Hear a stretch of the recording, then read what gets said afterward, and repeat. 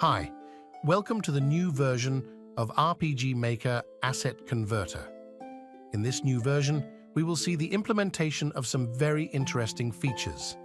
That is, the ability to create graphic scenes, complete with menus, and navigation between scenes, complete with functions, events, switch manipulation, and more. But first of all, let's start from the beginning.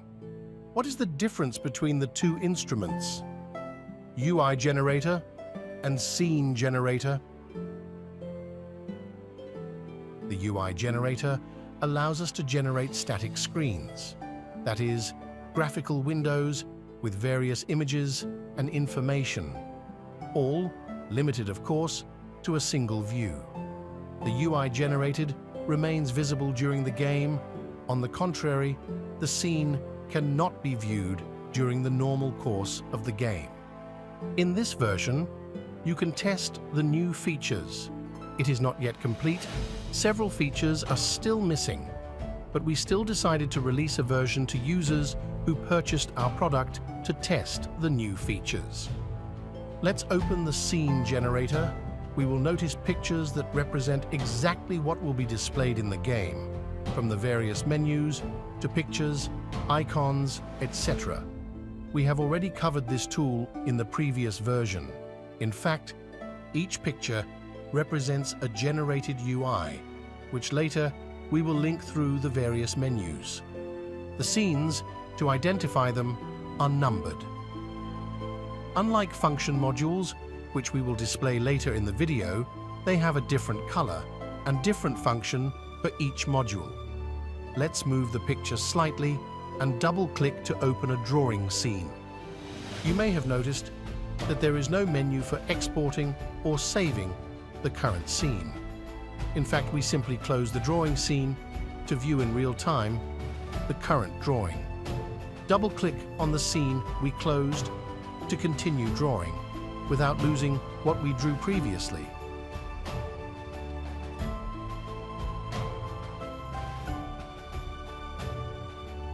You may have also noticed that with a single click, the picture containing the scene will have a red border. That is the selection border. It will be used later to link one scene to another.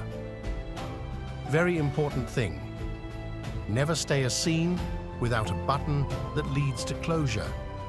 If you forget to do that, once you export the script and the user is on that scene, they will get an error, exactly because the scene has no exit or close point.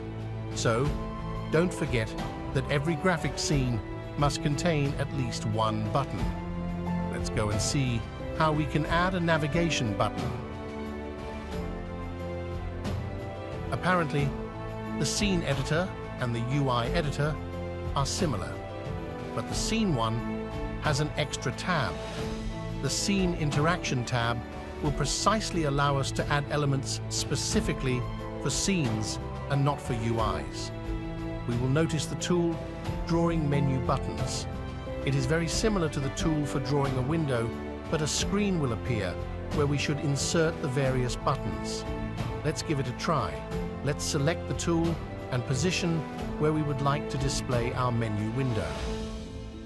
By holding down the mouse, we will draw a window that will contain precisely our menus. The further down you go, the more guidelines will appear to show you exactly where the button will appear.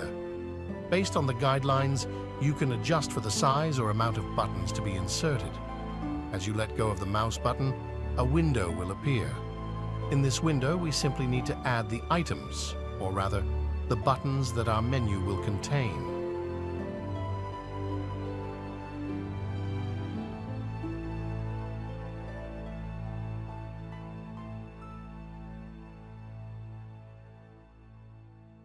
By pressing the OK button, we confirm our choices.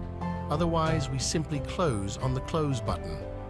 But remember, you can only enter one menu per scene. If you try to add a new menu, the previous one is replaced.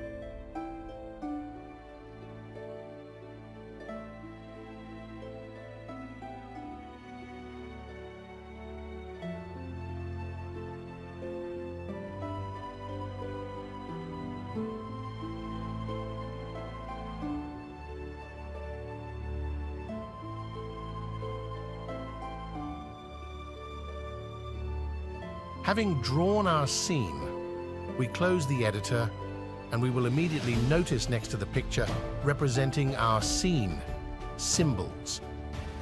Those are called connectors. Through connectors, we can connect one scene to another. In fact, you will notice that as many connectors are visible for as many menu items as we have entered in the scene. So each connector will refer to a menu button in the scene. In this example, we drew a menu containing 3 buttons.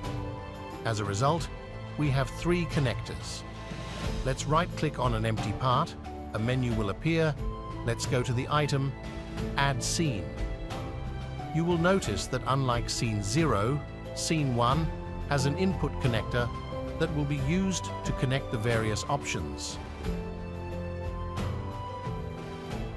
We select the scenes we want to connect. How? Single-click on each scene. It is possible to select only 2 scenes at a time. When we have the selection rectangle on both scenes, as we press the right mouse button in an empty part, the menu will appear with 2 additional new items: Connect Scenes and Disconnect Scenes. We click on Connect Scene, a window will appear containing a list of buttons in the scene itself.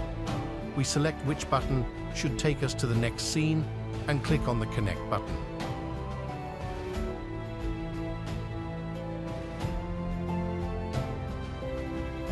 Close the connection window. We will immediately notice the appearance of an indicative line. The line will tell us which button will lead to the next scene. Also, the connector will change color from red to inactive state to green active state. We connect the scenes only when we are sure that the menu will be the final one. Otherwise, we have to disconnect all connections and redesign a new menu. To disconnect the scenes, as before, just select the 2 scenes to be disconnected and press from the menu the Disconnect item.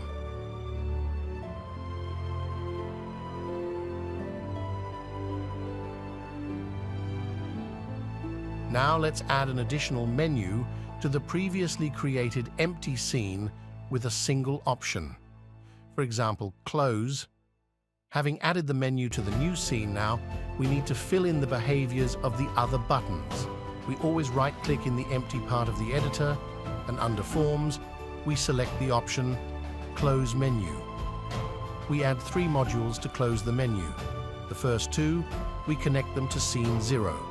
1 for each button not yet connected, and the last one, we connect it to the scene created with the Close Menu item.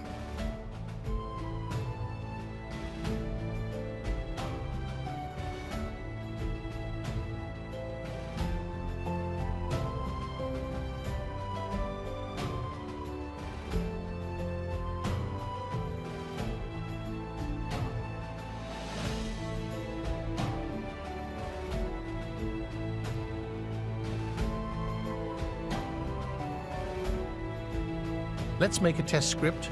We will make a more complex script. As a first step, let's exit the scene generator. Let's go into the UI generator. Let's create a static UI with some information about our hero and export the script. In Rpgmaker, we open the Common Events page, and in one of them, we configure it to call via script our generated static UI. Next, from the scene editor, we show the player a menu with 2 options: Enable UI, Disable UI. Under the item Activate UI, we will call a common event. How? By adding the module Common Event, double-click on the module and specify the ID of the common event. While at the other item, we will simply close the scene. Try to do that. If you can't, watch the video to the end. Remember, this is a beta version, so still under development. You will definitely encounter problems or some bugs. In case you encounter a problem or bug, please log on to our Discord channel and open a thread in the appropriate section of Rpgmaker AC. You will help in the development of the project and also save time searching for errors and various problems. Thank you again for your support.